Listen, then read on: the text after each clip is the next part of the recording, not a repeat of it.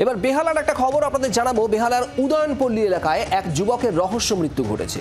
পুকুর পাড়ে মদের ঠেক ছিল আর সেখানেই খুনের অভিযোগ। শনিবার জানা গিয়েছে, শনিবার চার বন্ধু মদ্যপান করছিল। হঠাৎই অমিত ভান্ডারী নামে এক যুবক অসুস্থ হয়ে পড়ে। দাবি বন্ধুদের, অর্থাৎ তার সঙ্গে বাকি যারা ছিলেন। হাসপাতালে তাকে মৃত অবস্থায় দেখতে পায় পরিবার। ঘাড়ে ও নাকে আঘাতের চিহ্ন ছিল বলে অভিযোগ পরিবারের। ঠাকুরপুকুর থানা এফআইআর নেয়নি বলে অভিযোগ ওই মৃতের পরিজনদের। তিন বন্ধুর বিরুদ্ধে খুনের অভিযোগ করছেন তারা। যখন দেহটা দেখলেন আপনার ছেলের, ঠিক কি অবস্থায় দেখলেন? কি ধরনের আঘাত দেখলেন দেহের মধ্যে?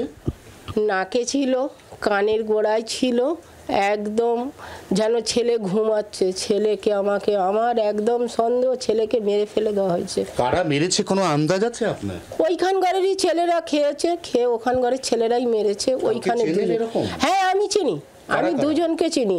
একজন আশিস আছে আর একজন বুড়ো বলে একজন আছে, তাদের আমি চিনি। আর দুজনকে থানায় ধরে নিয়ে গেল, কিন্তু তারা কেন ছেড়ে দিল আমি সেটা জানি না।